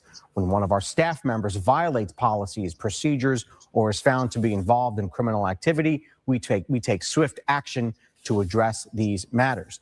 As to whether the cell phones that were smuggled in helped inmates commit additional crimes, that is still being investigated, Linda. All right. Evan, thank you. All right, so that's where this little shithead's going, and we're going to see what else that means. What's happening? What's going on now that he's in federal custody? What is next? What is now? What is he doing? What's going on? Right? And this just came out. I'm excited for it. No fluff, just the facts. A little bit of conversation, but not like just all out. This is going to give you a good idea of what's going to happen with him now. This came out yesterday. In connection with the death of his stepsister, who was found dead on board a cruise ship last fall. This is a case we have been following for months, and more details beginning to come out now in this. And so joining us live now to talk about what we know about this case and give some analysis on how it plays out and as it moves forward. Pleased to be joined this afternoon by Lauren Cadillac with Cadillac Law, a law firm out of Texas. Lauren, always enjoy talking with you. Thanks so much. Guys, the reason recidivism is so high is because they really don't do what they say they're going to do by focusing on rehabilitation. It's just not real. Thank you, Doris. Absolutely. Absolutely. What's up, Julie Bug? Good to see you, my friend. There's the guy. All you got to do is say, Alex cooking with Mr. Good Looking, and he appears. It's kind of like Beetlejuice. Kemper calls him the cruise ship incel. Yep, there you go. The cruise ship incel. All right, what's next? Much for joining us here today on Fox 35 News Plus. Get right into it. Was kind of playing out. He still had not been in custody even after being charged. There was a hearing, relatively recently where he was still able to be, to walk free after that. And now he is in custody, ordered to be taken into custody, turned himself in to the jail. Your reaction to what we are seeing in this and what we have seen in this over the past couple of days? My initial and immediate reaction was about time. I think I had discussed this on. I do think rumor has it that the judge that did sign over, Judge Torres, really wanted him to be locked up, but he couldn't legally find a way at the time, and so he needed to research what laws and what he can use and where he can go. So even that happens nowadays. And yeah, thank you. Choo choo. I don't know if anyone put something out there, but let's get that going. I must have missed that. Rose, thank you for the Guilty of Crime membership. If you received the membership from Rose, please thank her. Guys, if you want to help with the goal today, that would be awesome. Super chat, super sticker, whatever. You know the drill. All right, let's continue. Yeah, I know her bangs are crazy, right? I don't know. I'm not going to say nothing. On this show before, any other adult would be awaiting trial in jail. And if you're familiar with the Melly trial, which is taking place down the road from where y'all are at, pretty far down the road, but Melly has been in jail for over 2,000 days awaiting trial on murder charges. And this kid, Timothy Hudson, is alleged to not only have taken a life. See, that's what I was telling you guys. I specifically was telling you about the YN Melly situation. He's been sitting in there for years and nothing's happened, right? Why? Do you think it's because it's YN Melly? Or do you think it's the skin color? What do you think it is? Because YN Melly has money, but yet you got this guy, little tiny guy, blonde hair, blue eyes, and you're like, oh, we'll let him out. Let's see what happens. But also to have sexually assaulted his sister. So when he wasn't taken to jail in the last hearing, I found that to be shocking. I found that to be an injustice in that the law is being applied to some people and not applied to him. Agreed. So when I saw that he had been finally taken and he was going to await his trial in jail, I said, well, gee, thank goodness he's being treated the same as anyone else would be. And I'm curious to that end, why now? Again, guys, I have it up as loud as I possibly can. I apologize when the sound doesn't match. I'm trying not to blow out your eardrums with my loud voice. All right. Hope you guys can hear. Again, it's as loud as it can go. And it's just some channels are like that. I should have braced for the braces. She's an interesting one. Probably wild that a girl's not. Y'all kill me sometimes. There's Timothy over there, little blonde hair, blue eye angel, right? You got that right. Let's continue. What do you make of the timing of this, and why previously he hadn't been in custody, but now he is?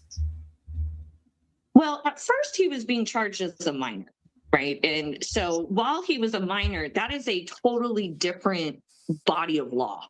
Okay, juvenile criminal law is its own body of law, whereas criminal law for adults is its own body of law.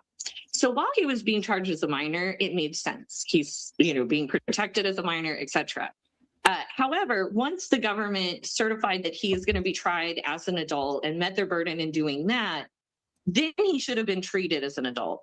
And I am not 100% sure, but I was under the impression that a certain judge had the last hearing and a new judge had this hearing. And this judge saw the accusations, the time. I mean, unless he worked with somebody, we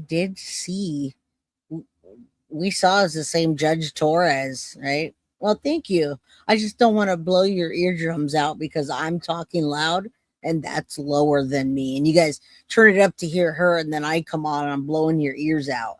Nikki, so the OGs. The OGs got the bangs, man.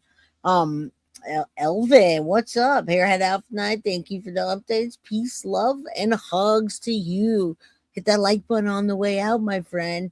Yeah, those bangs, but it's the braces that are funny to me because it's like she has more teeth than everyone else.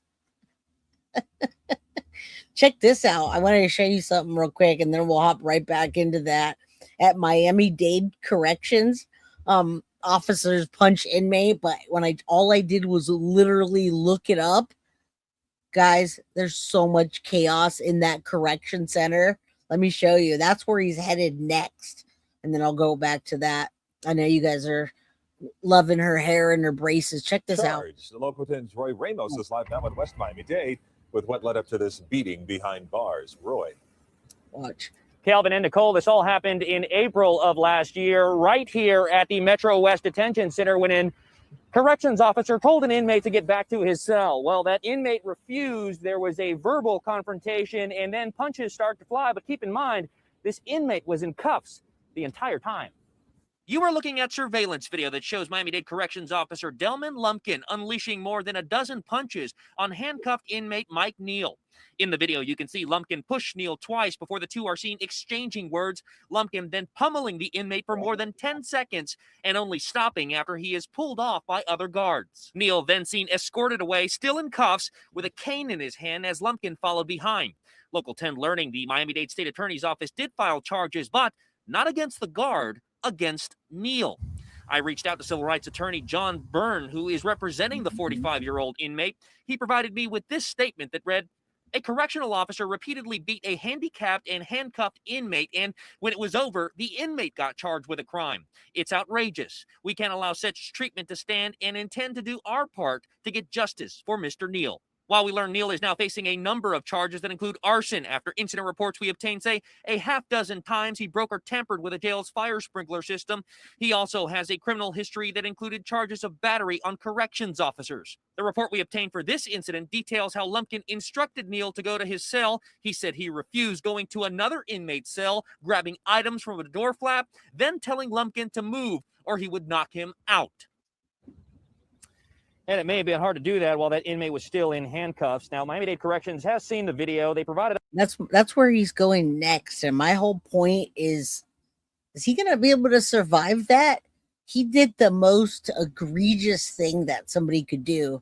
I can come up with a lot of other words for what he did to his stepsister, but he's not ready for this. He's not going to be ready for this. And that's where he's headed, is where I just showed you. And guys, I know you guys, it's all the wow and WTF and it's wrong, but it happens all the time. The heater, bro, that's right. Cozy, sunflower, it happens all the time. All right. You know how many times How many times my brother has come home or called, and this is not now, but years ago, growing up, call and say, I just got my ass beat by an officer or several officers, and they don't even arrest him. They beat him up. He's Hispanic, and then toss him out and don't charge him. He comes home all beat up. That happens all the time. That is why law enforcement is supposed to wear body cameras now. We're not even talking about that. Let's get back to Miami-Dade. Yeah, the bad boy bleach beach club. All right. That is, you sure do got a pretty mouth there, little boy. All right. That shit happens, and that's going to happen to him. He's going to be somebody's bitch. Timeline, so on and so forth, and said, put this kid in jail.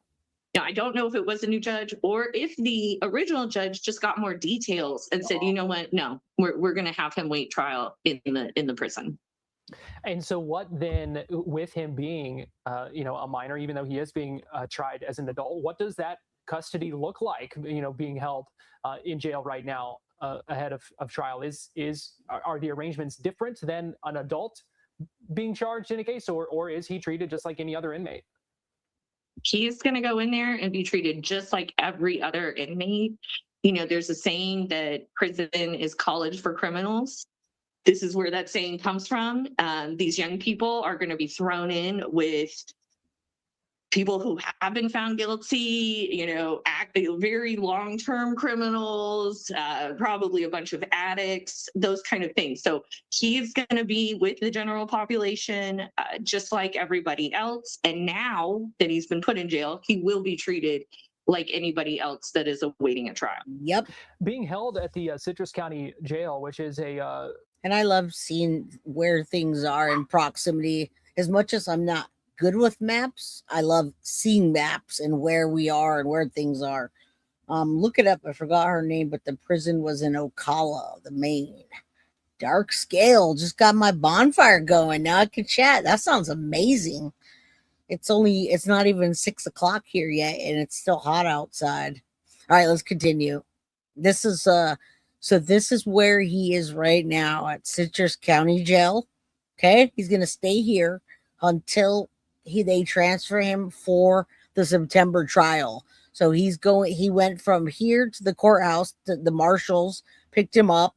He went to Citrus County Jail, and then from there he's going to be, I guess, taken over here. We'll let her explain, but I love being able to see where in proximity things are. Quite a haul from the federal courthouse in Miami, where he is facing trial and has been, made several appearances, or at least one, a couple of appearances in federal court there. Yeah, that is quite the burden on the taxpayer in Florida, isn't it? That is quite the haul. And when he has the hearing, the taxpayer of Florida is going to foot the bill, commuting him from Citrus to the federal courthouse. And in terms of his defense, that's pretty much the only thing that changes, because his attorneys can call him, they can talk to him on the phone while he's in jail, they can work on their case through the phone, they can drive up when they need to, etc.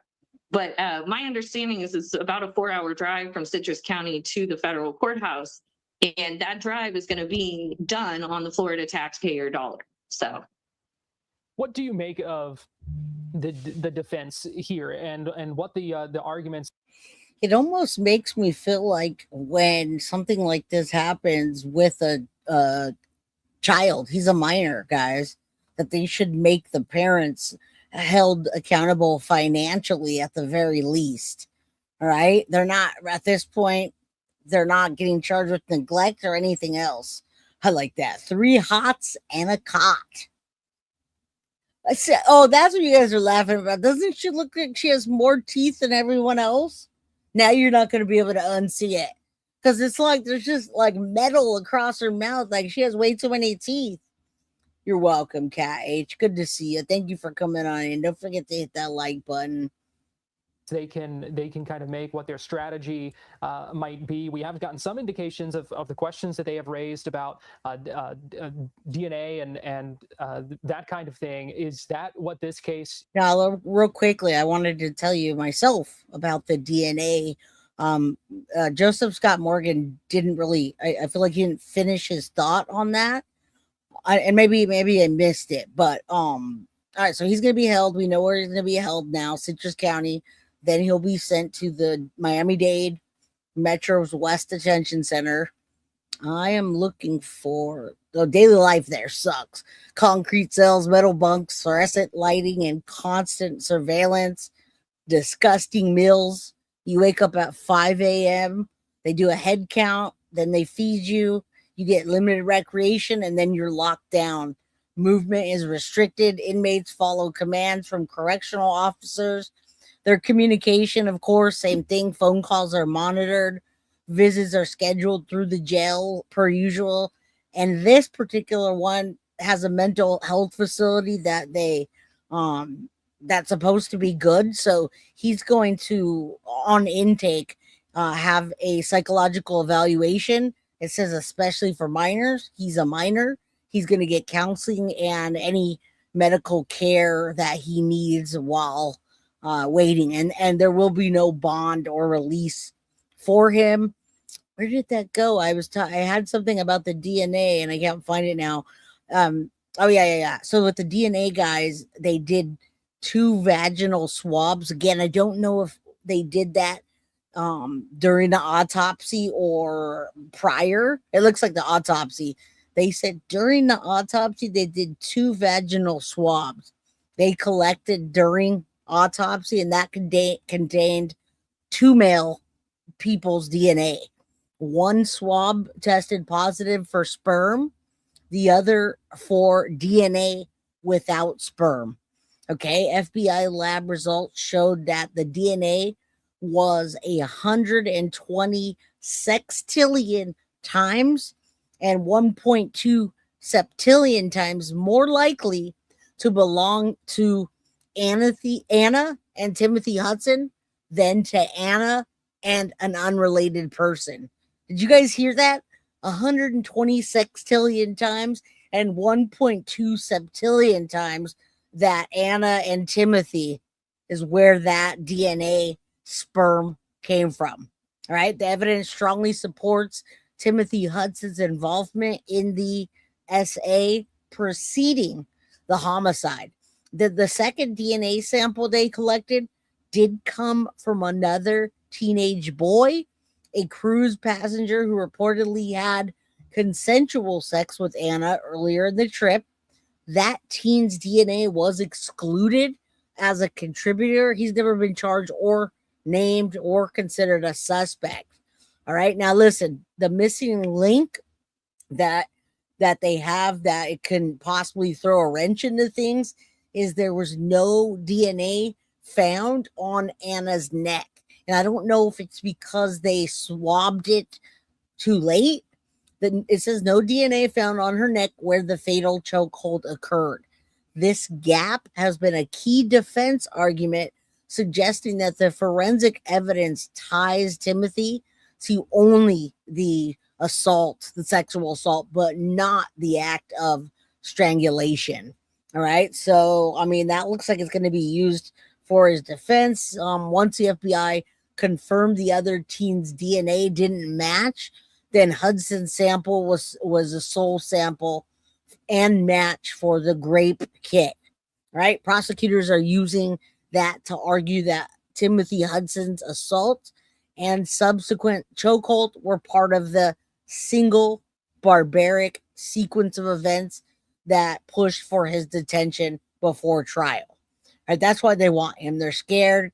He's not safe for the public, and they realize that. In your opinion and analysis kind of hinges on those questions and the questions of other people who may have had access to that cabin on the ship? Yes. So a defense attorney's job is not to present a case. The job is to present reasonable doubt, right? And once they discovered this other young man's DNA, that gives them a nice little window to plant some doubt, right? Now they can go to the jurors, well, there's someone else's DNA. How do we not know it was them? You don't know. And so anywhere the defense can put some doubt, they will. Now, will they win? that's up to the jury, right? But it's the burden is on the government to prove the case beyond a reasonable doubt. So wherever the defense can find something that could create. And guys, that could create a reasonable doubt when they bring in other males' DNA. Thank you, Dr. Vanna. Shout out to you. You know, I tagged you the other day. I thought I tagged you the other day in one of my videos. Maybe you didn't get it. Anyway, shout out to Dr. Vanna. It looks like Synth is on top of it. Cuff you also mods for Dr. Vanna. So go over to Dr. Vanna and sub up to her. I think she's having a show later on tonight. Let me know, Dr. Vanna or Cuff you, what time your thing is, and I'll send them on over.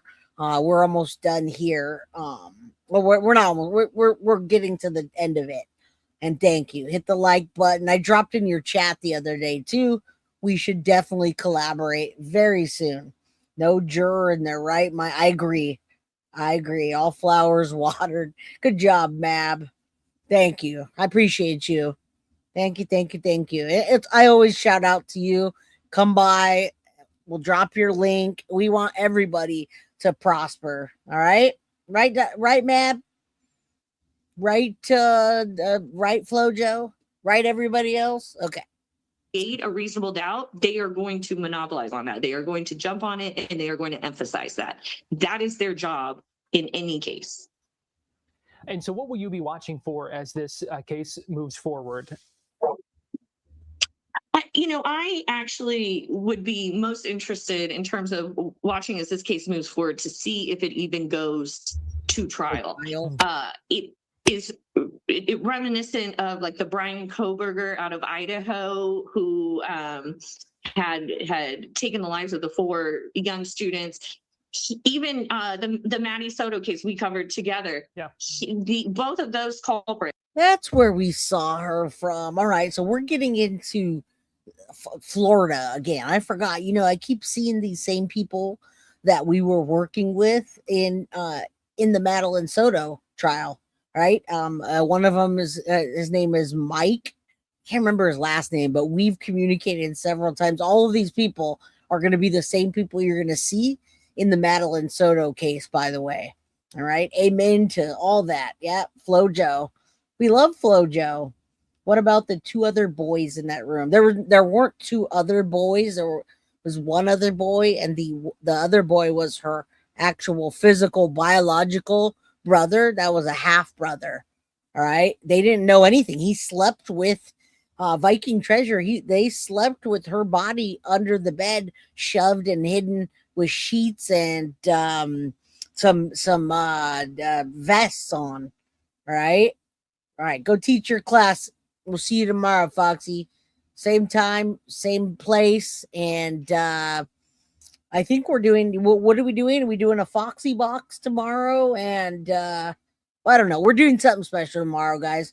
Come back, see us tomorrow. We're not done here. Foxy's leaving. I'm not. It's got very close to trial and then realized that they would get the death penalty. And so they might as well take the plea if they want to spare their lives. And I'm not sure if the death penalty will end up being on the table for this young man. Although Florida is pretty intense about their death penalty. So in Florida or Texas, it would be the most likely. So my interest is how long does it take him to get to the plea deal? In whose favor does that work? Yeah. I'm trying to figure out how to word this, but who does that benefit the most? Is this a case where the defense is going to be glad to get a... Guys, sometimes you just gotta cleanse the palate and not think about all that. Is this guy not a cartoon character? What am I seeing here? Who is this guy? We've seen him a lot in the Florida case. I just thought it was funny. I wish I could pull it up side by side. This guy looks like Dexter's Laboratory.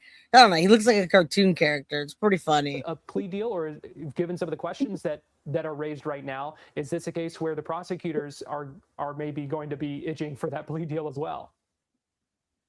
So a plea deal benefits the public. Trials are incredibly expensive, right? And we, the public, pay taxes that fund prosecution. They fund the DA's office. They fund the experts. So we, the taxpayer, are funding the prosecution, right? If they can come to a settlement without us, the taxpayer, having to put out that much money, that's a win for us, right? That is a win for us as the taxpayer. That is a win for us as a society. In this case, it's also a win for the prosecution because they don't have to go through the trial. It's a win for potential jurors. They don't have to see pictures of what, I mean, I don't know what the pictures look like. Y'all are funny. Y'all killing me in chat there. Oh my God. What's up with her lamp? I don't know, guys. Yeah, Milhouse. He does look like Milhouse from The Simpsons as well. Yeah, no, I said that at the beginning. A minor cannot be sentenced to death in Florida, period. But thank you for putting that. This is because the U.S. Supreme Court banned the death penalty for anyone who's under 18 at the time of the crime. And we had talked about that earlier. You simply can't. That has never happened.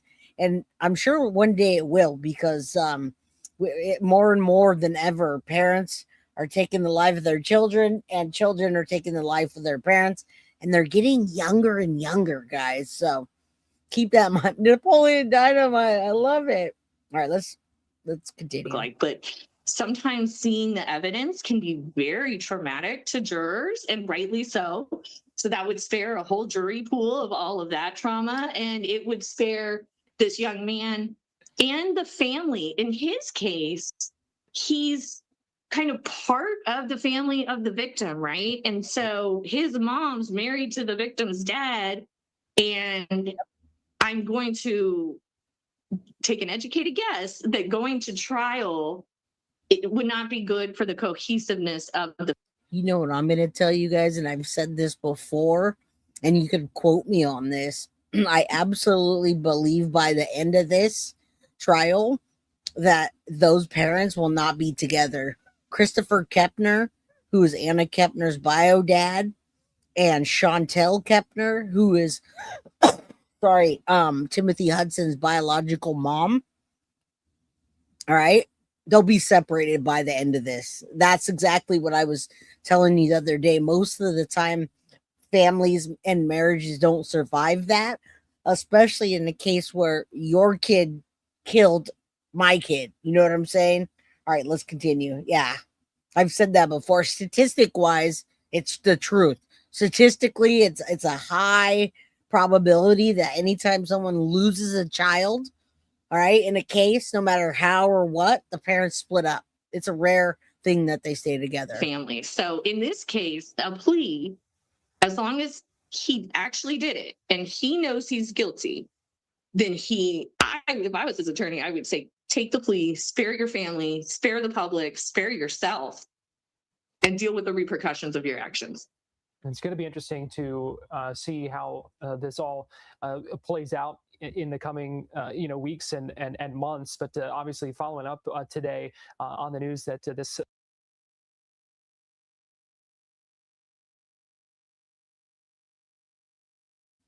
I muted because I had to cough and then I forgot to put it back on.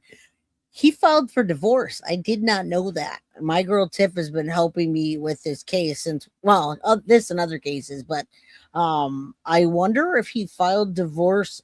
I wonder why he filed for divorce. I wonder if they're already butting heads about the situation, or if it's some kind of strategy. Interesting.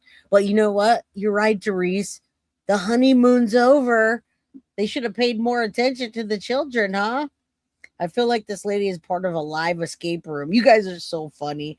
Monkey Vaughn's parents stayed together? No, I don't think so. Did they? Did Michael Monkey Vaughn's parents stay together? Once in a while that happens. Look at the when people find faith in Jesus, or Lord and Savior, whatever they want to call it, Christ. Many times they stay together. I did not know that. Look at the Chapin family, Ethan Chapin, the Idaho 4. The parents are together because they believe in God. They're strong. They have a strong presence of faith in the Lord. Okay, it's not public knowledge yet. What's on the ground? Okay, well, it's not a surprise. I know they're still together as far as living together wise. And I was wondering, is it a strategy that they're using for court? Right? Who knows?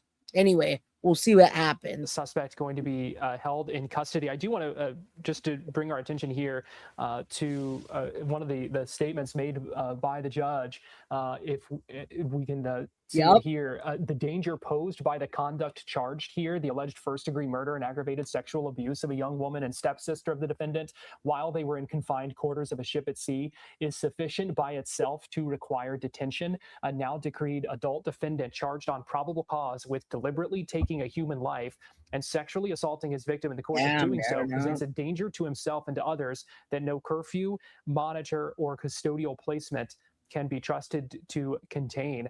That seems like pretty strong words from the judge.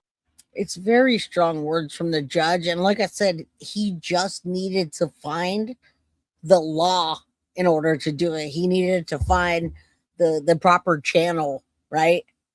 U.S. Marshals take him into custody. He goes here. He just didn't know. So he had to research it. And congratulations. Same here, Mab. Me and Mrs. Guilty, lifetime commitment till death do us part. Whoever kills each other first wins. Just kidding, guys. All right, but seriously, we were pissed. Tell me who wasn't pissed off about this case. Last week, I think I covered it, and it says he walked free. All right, that's outrageous because, and especially because the fact that they say he says he blacked out and didn't remember anything he did. That's a dangerous person. Also, what about those meds that he didn't take? What happens if uncle doesn't tell him and he misses his meds? Is he going to do that to the family's dog? Is he going to do that to the neighbor? Is he going to do that to one of the customers that his uncle has? Judge there, Lauren, in making this decision for him to be held in custody while we wait on either a trial or a plea deal or whatever comes next? Yeah, they are rightly strong words. This young man is accused of taking his stepsister's life while sharing a room on a cruise and also assaulting her sexually.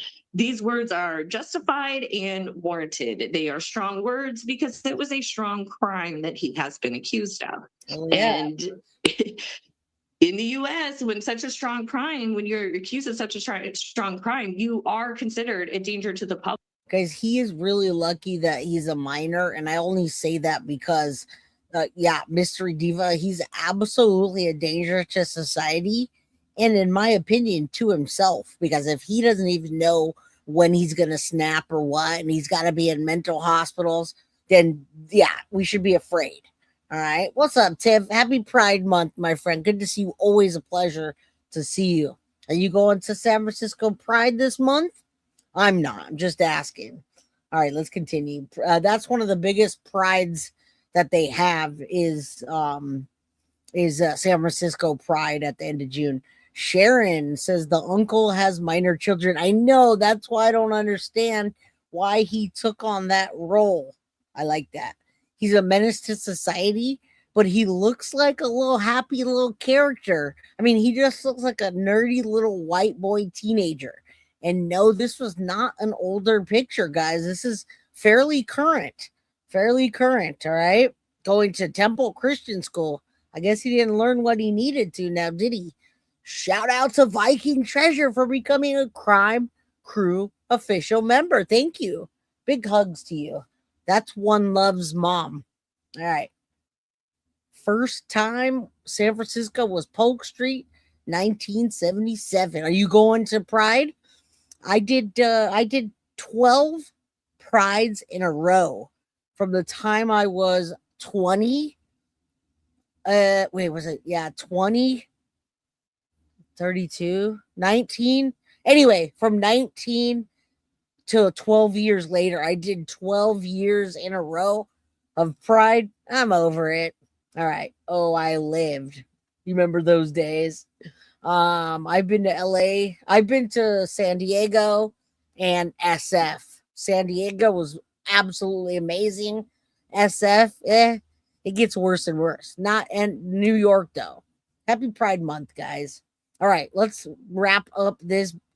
I still got to put her back up. I know you guys want to see her brace face real quick.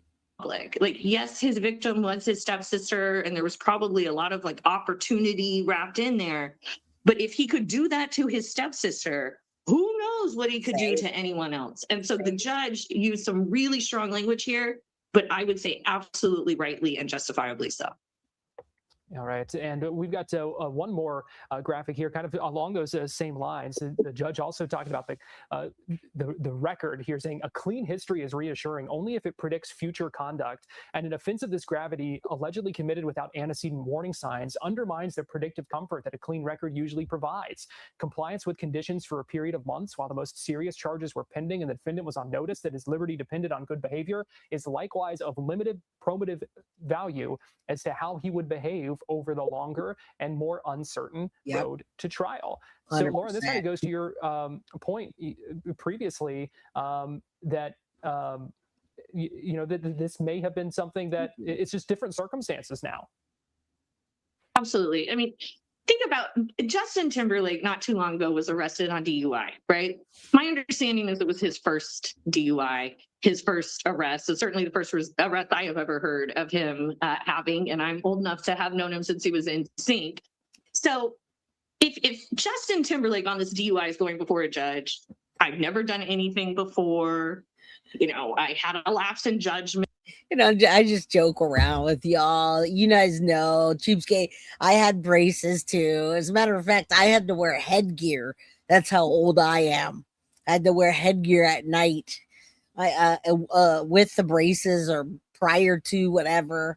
Right? My son had braces. My daughter's probably going to. It's just funny. Those braces are making her teeth. They do. They become look black, but it looks like there's so many of them. It's like she has more teeth than all of us do. Yeah, headgear. That's crazy, huh? That's how old I am. They don't have that shit anymore. Technology is a lovely thing. And it's been a stressful year. Okay, we're going to give you the benefit of the doubt. Not just because you're Justin Timberlake, but like you've never done anything. You're in your 40s and yeah, you deserve the benefit of the doubt. This kid is 16. This kid is 16 and accused of taking someone's life after taking them in a sexual manner without their permission, right? So yeah, sure, you acted right when you had an ankle monitor on, but you didn't act right on that night. And so we as a society cannot trust that you're going to act right on every night while you're out. And so again, I think this is the correct ruling on the judge's part. This supports like our desire as a society to be safe and take potential hazards away. He is in fact a hazard. And you don't get a congratulations for doing what you needed to do when you did something terrible and you're doing what you need to do to spare your own life. You get a congratulations when you don't do something terrible and then you do what you need to do, right? And so the judge, I think, has made the right call. I like the language he used. It is a very eloquent way to say exactly how I feel. Well, Lauren Cadillac. That judge wanted to say, listen, you little piece of shit mother trucker. You're a menace to society. He wanted to go off on him. Anyway, it's so funny, you guys. I love you guys. I love the fact that you guys just get it. We are kind of all in the same age group, and the younger ones, they think we're funny. Not the headgear. You didn't leave the house with headgear, by the way. You never left the house. It was like at nighttime, right before you go to bed when your teeth hurt and they're shifting. Anyway, all right, guys, we're going to pull this down. You guys know the drill. We need justice for Anna Kepner. Let's continue this. I will continue to cover this case as things come out. I could be daddy. I could be to daddy. Oh my goodness. Oh, you can be somebody's dad. You can't. You're not that old, Mab. You can't be my dad. All right. Love you too. It's so good to see you, Cheapskate. It's been a while. A lot of you guys are from the Madeline Soto days. So it's really lovely to see you. This case is in Florida, and Wesh 2 is covering this. Same people, like I said, same journalists, same people that are covering that covered Madeline Soto case are covering this. So it's always nice to see everybody's faces. You're very welcome. Welcome to all the crime crew members. Before you close, all right, let's see. Virginia Kimbler. Before you close, please tell us your schedule.